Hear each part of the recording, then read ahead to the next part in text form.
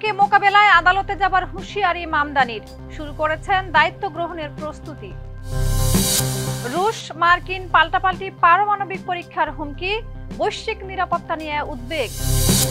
ভারতের সমর্থনে কৃতজ্ঞ ইসরায়েল, আরো ঘনিষ্ঠ হচ্ছে দুই দেশের সম্পর্ক।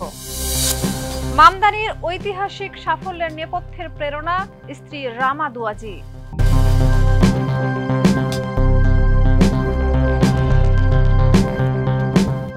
দর্শক, আমন্ত্রণ মাই টিভি আই নিউজে। এতক্ষণ দেখছিলেন শিরোনাম, সাথে আছি আমি শাহিদা রুবি। নায়াসিনামাইড ও স্যালিসাইলিক সমৃদ্ধ লিলি ফেস ওয়াশ যা ফেসের ডেড স্কিন সেল দূর করে দেয় দ্বিগুণ ফাস্টার ব্রাইটেনিং। নিউ ইয়র্কের মেয়র নির্বাচনে ঐতিহাসিক জয় নিশ্চিত হতে দায়িত্ব গ্রহণের প্রস্তুতি শুরু করেছেন Zohran Mamdani. 5 November flashing Meadows corona পার্কে প্রথম সংবাদ সম্মেলনে তিনি দায়িত্ব গ্রহণের ট্রানজিশন টিম গঠনের ঘোষণা দেন। তিনি জানান, শহরের তহবিল রক্ষায় প্রয়োজনে প্রেসিডেন্ট ট্রাম্পের বিরুদ্ধে আদালতে যাবেন। মাত্র 34 বছর বয়সে নিউ ইয়র্কের প্রথম মুসলিম এই সবচেয়ে তরুণ মেয়র হয়েছেন মামদানি। বিস্তারিত প্রতিবেদনে। প্রচারণার কবিতা শেষ, এখন শুরু শাসনের গদ্য। যুক্তরাষ্ট্রের নিউ ইয়র্ক সিটির মেয়র নির্বাচনে বিপুল জয়ের পর এবার নেতৃত্বের প্রস্তুতিতে মনোযোগ দিচ্ছেন জোহরান মামদানি। নির্বাচনের পরদিন 5 নভেম্বর কুইন্সের ফ্লাশিং মিডোস করোনা পার্কে প্রথম সংবাদ সম্মেলনে তিনি দায়িত্ব গ্রহণের জন্য একটি ট্রানজিশন টিম বা রূপান্তর কমিটি গঠনের ঘোষণা দেন। সংবাদ সম্মেলনে মামদানি দৃঢ়ভাবে জানান, নিউ ইয়র্কের উন্নয়ন তহবিল নিশ্চিত করতে প্রয়োজন হলে তিনি প্রেসিডেন্ট ডোনাল্ড ট্রাম্পের বিরুদ্ধে আদালতের দ্বারস্থ হবেন। কারণ তার জয়ে ক্ষুব্ধ ট্রাম্প ইতিমধ্যেই শহরের তহবিল বন্ধ করে দেওয়ার হুমকি দিয়েছেন এবং সেনা পাঠানোর ইঙ্গিতও দিয়েছেন। 4 নভেম্বর নির্বাচনে ইতিহাস গড়েছেন জোহরান মামদানি। যুক্তরাষ্ট্রের সবচেয়ে বড় শহর নিউ ইয়র্কে প্রথম মুসলিম মেয়র হিসেবে নির্বাচিত হয়েছেন তিনি। রিপাবলিকান প্রেসিডেন্ট ট্রাম্প ও নিজ দল ডেমোক্রেটিক পার্টির প্রভাবশালী অংশের বিরোধিতা সত্ত্বেও তরুণ ও নিম্ন আয়ের ভোটারদের বিপুল সমর্থনে তিনি এ জয় অর্জন করেন। মাত্র 34 বছর বয়সে নির্বাচিত হয়ে মামদানি 100 বছরের মধ্যে নিউ ইয়র্কের সবচেয়ে তরুণ মেয়র হয়েছেন। ট্রাম্পের দ্বিতীয় মেয়াদে দায়িত্ব গ্রহণের মাত্র 10 মাস পর অনুষ্ঠিত এই নির্বাচন যুক্তরাষ্ট্রের জাতীয় রাজনীতিতে নতুন বার্তা বহন করছে। বিজয়ের পর ফ্ল্যাশিং মিডোস করোনা পার্কে আয়োজিত সংবাদ সম্মেলনে মামদানির সাবেক গভর্নর ম্যারিও এম কুমোর একটি বিখ্যাত উক্তি উদ্ধৃত করে বলেন, গত রাত 9টায় প্রচারণার কবিতা শেষ হয়েছে, কিন্তু শাসন কার্যের গদ্য এখনই শুরু হলো। ম্যারিও এম কুমো হচ্ছেন মামদানির প্রতিদ্বন্দ্বী অ্যান্ড্রু এ কুমোর পিতা। শাহিদা রুবি, মাই টিভি। জোহরান মামদানির ঐতিহাসিক জয়ে পুরো যুক্তরাষ্ট্রে উৎসবের আমেজ তৈরি হলেও ক্ষুব্ধ ইসরায়েলের কট্টরপন্থী নেতারা। দেশটির মন্ত্রী আমিচাই চিকলি তাকে ফিলিস্তিনের স্বাধীনতাকামী সংগঠনের সমর্থক আখ্যা দিয়ে নিউ ইয়র্কের ইহুদিদের শহর ছাড়ার পরামর্শ দিয়েছেন। মামদানি ইসরায়েলকে বর্ণবাদী এবং গাজায় অভিযানকে গণহত্যা আখ্যা দিয়ে নিন্দা করেছেন বারবার। তিনি প্রকাশ্যে ইহুদি বিরোধিতা ও ইসলাম বিদ্বেষ উভয়কেই নিন্দা করেছেন। বিস্তারিত ডেস্ক রিপোর্টে। Your struggle is ours too. New York শহরের প্রথম মুসলিম ও দক্ষিণ এশীয় বংশোদ্ভূত মেয়র হিসেবে জোহরান মামদানির বিজয়ে যুক্তরাষ্ট্র জুড়ে উৎসবের আমেজ ছড়ালেও ইসরায়েলের কট্টর ডানপন্থী নেতাদের মধ্যে ক্ষোভ সৃষ্টি হয়েছে। মামদানিকে ইতিমধ্যেই ফিলিস্তিনি স্বাধীনতাকামী সংগঠনের সমর্থক মেয়র হিসেবে আখ্যায়িত করেছেন ইসরায়েলের এক মন্ত্রী। পাশাপাশি নিউ ইয়র্ক থেকে ইহুদিদের নিরাপত্তার কারণে শহর ছেড়ে চলে যাওয়ার পরামর্শ দিয়েছেন অন্য এক ইসরায়েলি মন্ত্রী। সংবাদ মাধ্যম টিআরটি ওয়ার্ল্ড 6 নভেম্বর জানিয়েছে, 34 বছর বয়সী জোহরান মামদানির জয়ের পর ইসরায়েলের মন্ত্রী আমিচাই চিকলি নিউ ইয়র্কের ইহুদি নাগরিকদের ইসরায়েলে ফিরে যাওয়ার পরামর্শ দিয়েছেন। চিকলি টুইটারে লিখেছেন, যে শহর একসময় বিশ্ব স্বাধীনতার প্রতীক ছিল সেটি এখন ফিলিস্তিনি স্বাধীনতাকামী সংগঠনের সমর্থকদের হাতে তুলে দেওয়া হয়েছে। নিউ ইয়র্ক আর আগের মতো থাকবে না, বিশেষ করে এখানকার ইহুদি সম্প্রদায়ের জন্য। আমি নিউ ইয়র্কের ইহুদি নাগরিকদের ইসরায়েলে নতুন জীবন শুরু করার বিষয়টি গুরুত্বের সঙ্গে ভাবার আহ্বান জানাই। মামদানি ইসরায়েলকে বর্ণবাদী শাসন ব্যবস্থা এবং গাজায় চলমান ইসরায়েলি অভিযানকে গণহত্যা হিসেবে আখ্যায়িত করেছেন। এ কারণে তিনি ইসরায়েলি সরকার ও কিছু ইহুদিবাদী নেতাদের কঠোর সমালোচনার মুখে পড়েছেন। তবে দীর্ঘদিন ধরে ফিলিস্তিনের পক্ষে অবস্থান নেওয়া মামদানি প্রকাশ্যে ইহুদি বিরোধিতা ও ইসলাম বিদ্বেষী উভয়ের নিন্দা জানিয়েছেন। নিজেও ইসলাম বিদ্বেষের শিকার হয়েছেন। বিশেষ করে ইসরায়েলপন্থী গোষ্ঠীর কাছ থেকে চিকলির সঙ্গে একমত পোষণ করেছেন আরেক ইসরায়েল ডানপন্থী মন্ত্রী ইতামার বেন-গাভির। তিনি বলেন, বুদ্ধিমত্তা নয় বরং ঘৃণা জয় পেয়েছে। মামদানি ফিলিস্তিনি স্বাধীনতাকামী সংগঠনের সমর্থক, ইসরায়েলের শত্রু এবং উন্মুক্তভাবে ইহুদি বিরোধী।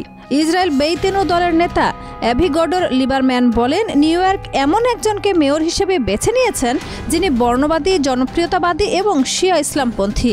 ব্যবসায়ী মহল, রক্ষণশীল গণমাধ্যম এবং মার্কিন প্রেসিডেন্ট ডোনাল্ড ট্রাম্পের সমালোচনার মধ্যেও মামদানি নিরঙ্কুশভাবে জয়লাভ করেছেন।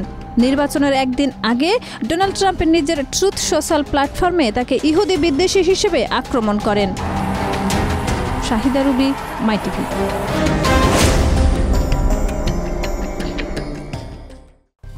রুশ প্রেসিডেন্ট ভ্লাদিমির পুতিন সতর্ক করেছেন, যুক্তরাষ্ট্র পারমাণবিক অস্ত্রের পরীক্ষা চালালে রাশিয়াও এমন পরীক্ষা পুনরায় শুরু করবে। মার্কিন প্রেসিডেন্ট ডোনাল্ড ট্রাম্প পারমাণবিক পরীক্ষা চালুর ইঙ্গিত দেওয়ার পর মস্কোয় নিরাপত্তা পরিষদের বৈঠকে এ হুঁশিয়ারি দেন পুতিন। তিনি প্রতিরক্ষা ও গোয়েন্দা সংস্থাগুলোকে যুক্তরাষ্ট্রের পদক্ষেপ পর্যবেক্ষণ এবং সম্ভাব্য পরীক্ষার প্রস্তুতির নির্দেশ দিয়েছেন। রাশিয়া সর্বশেষ 1990 সালে পারমাণবিক পরীক্ষা চালায়। ট্রাম্পের এই উদ্যোগে বিশ্বের দুই পরাশক্তির মধ্যে নতুন করে উত্তেজনা তৈরি হয়েছে, যা বৈশ্বিক নিরাপত্তা নিয়ে উদ্বেগ বাড়াচ্ছে।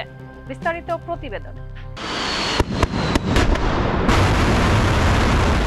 যুক্তরাষ্ট্র যদি পারমাণবিক অস্ত্রের পরীক্ষা চালায় তবে রাশিয়াও সেই পথে হাঁটার কথা বিবেচনা করবে, সতর্ক করেছেন রুশ প্রেসিডেন্ট ভ্লাদিমির পুতিন। 5 নভেম্বর মস্কোয় নিরাপত্তা পরিষদের এক বৈঠকে তিনি এই সতর্কতা দেন। এর আগে মার্কিন প্রেসিডেন্ট ডোনাল্ড ট্রাম্প পারমাণবিক অস্ত্র পরীক্ষা পুনরায় শুরুর ইঙ্গিত দেন, যা দুই পরাশক্তির মধ্যে নতুন করে উত্তেজনার সৃষ্টি করেছে। বৈঠকে পুতিন রাশিয়ার প্রতিরক্ষা, পররাষ্ট্র মন্ত্রণালয় এবং গোয়েন্দা সংস্থাগুলোকে যুক্তরাষ্ট্রের পারমাণবিক পরীক্ষার পরিকল্পনা সম্পর্কে বিস্তারিত তথ্য সংগ্রহের নির্দেশ দেন। পাশাপাশি সম্ভাব্য পরীক্ষার প্রস্তুতি বিষয়ে প্রস্তাবনা তৈরির নির্দেশও দেন তিনি। রাশিয়া সর্বশেষ 1990 সালে সোভিয়েত ইউনিয়ন ভাঙনের 1 বছর আগে পারমাণবিক অস্ত্র পরীক্ষা চালিয়েছিল। অন্যদিকে গত সপ্তাহে সামাজিক যোগাযোগ মাধ্যমে দেওয়া এক পোস্টে প্রেসিডেন্ট ডোনাল্ড ট্রাম্প দাবি করেন তিনি রাশিয়া ও চীনের সমপরিমাণ পারমাণবিক অস্ত্র পরীক্ষা শুরু করার নির্দেশ দিয়েছেন পেন্টাগনকে। তবে এটি আসল ওয়ারহেড সহ পরীক্ষা কিনা তা স্পষ্ট করেননি তিনি। নিরাপত্তা পরিষদের বৈঠকে রুশ প্রতিরক্ষা মন্ত্রী আন্দ্রেই বেলুসভ আর্কটিকের নাভায়া জেমুলিয়া দ্বীপপুঞ্জে পারমাণবিক পরীক্ষার প্রস্তুতি শুরুর প্রস্তাব দেন। জবাবে পুতিন বলেন, যুক্তরাষ্ট্র যদি পরীক্ষা চালায় রাশিয়াও পিছিয়ে থাকবে না। এর আগে গত অক্টোবরে তিনি 2টি পরীক্ষামূলক কার্যক্রম তদারকি করেছিলেন, যদিও তাতে বাস্তব ওয়ারহেড ব্যবহার হয়নি। এদিকে ইউক্রেন সংঘাত বন্ধে প্রেসিডেন্ট ডোনাল্ড ট্রাম্পের প্রচেষ্টা রাশিয়ার অনড় অবস্থানের কারণে অগ্রগতি পায়নি। উত্তর কোরিয়া ছাড়া অন্য কোনো দেশ একবিংশ শতকে পারমাণবিক বিস্ফোরণ পরীক্ষা চালায়নি। ফলে যুক্তরাষ্ট্র রাশিয়ার এই অবস্থান বিশ্বজুড়ে নতুন উদ্বেগ তৈরি করেছে। Shahida Ruby, MyTV. ইসরায়েলের পররাষ্ট্রমন্ত্রী গিদিয়ন সার ভারতের সঙ্গে সম্পর্ক আগের চেয়ে শক্তিশালী এবং ভারতকে বৈশ্বিক পরাশক্তি বলেছেন। তিনি ভারতের সমর্থনের প্রশংসা করেন। ট্রাম্পের শান্তি পরিকল্পনায় ভারতের গুরুত্বপূর্ণ ভূমিকা তুলে ধরেন এবং ফিলিস্তিনের স্বাধীনতাকামী সংগঠনের বিরুদ্ধে পদক্ষেপের কথা জানান। বিস্তারিত রিপোর্টে। ভারত সফররত ইসরায়েলের পররাষ্ট্রমন্ত্রী গিদিয়ন সার সম্প্রতি বলেছেন, ইসরায়েলের সঙ্গে ভারতের সম্পর্ক এখন আগের চেয়ে শক্তিশালী এবং দেশটিকে তিনি বৈশ্বিক পরাশক্তি হিসেবে উল্লেখ করেছেন।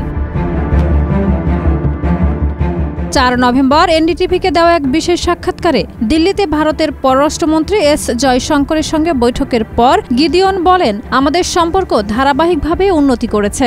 ভারতের বন্ধুত্বের জন্য আমরা কৃতজ্ঞ।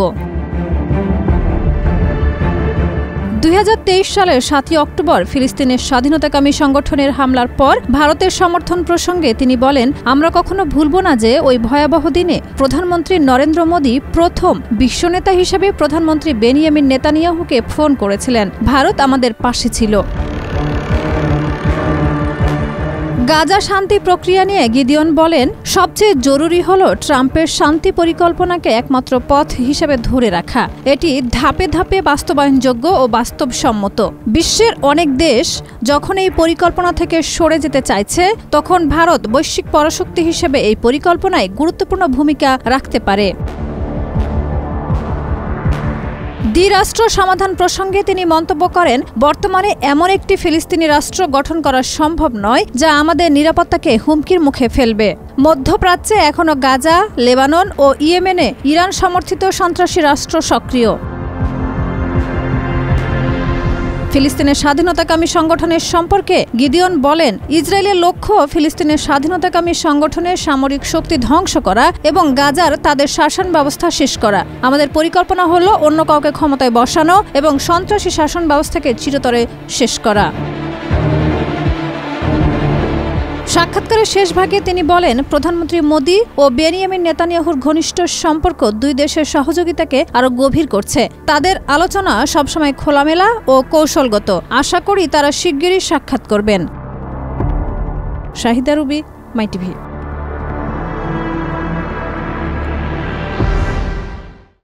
নিউ ইয়র্কে জোহরান মামদানির রাজনীতিতে তার স্ত্রী রামা দুয়াজি নীরব কিন্তু গুরুত্বপূর্ণ ভূমিকা রাখেন প্রচারণা, ডিজাইন, বার্তা ও নীতি নির্ধারণে। সিরিয়ায় জন্ম, নিউ ইয়র্কে স্থায়ী। তিনি একজন প্রতিষ্ঠিত শিল্পী ও সিরামিক শিল্পী। 2025 সালে বিবাহিত হলেও রাজনৈতিক মঞ্চে তিনি উপস্থিত হন না। তার প্রভাব স্পষ্ট। বিস্তারিত প্রতিবেদনে। নিউ ইয়র্কের রাজনীতিতে জোহরান মামদানির উত্থান এখন সমালোচনার কেন্দ্রবিন্দু। তবে তার এই সাফল্যের পেছনে আছেন এক নীরব শক্তি, তার স্ত্রী রামা দুয়াজি। জনসম্মুখে খুব কম দেখা গেলেও মামদানির প্রচারণার সব পরিকল্পনা, ডিজাইন এবং বার্তা গোপনভাবে তিনিই তৈরি করেছেন।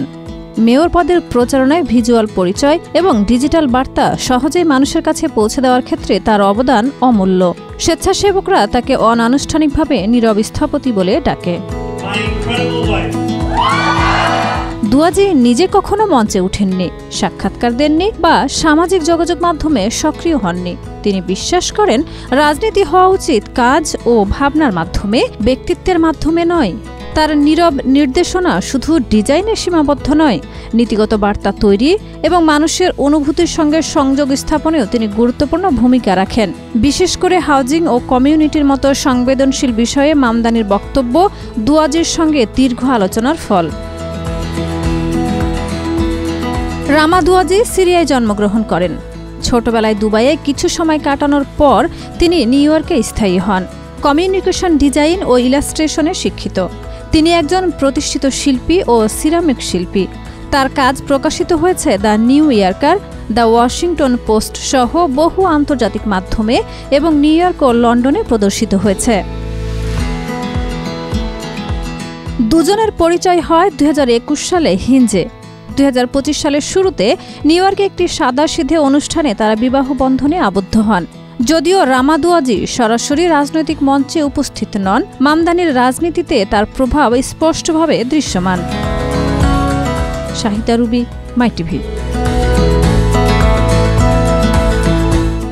দর্শক, এই ছিল আজকের মাইটিভি আই নিউজ। ধন্যবাদ এতক্ষণ সাথে থাকার জন্য।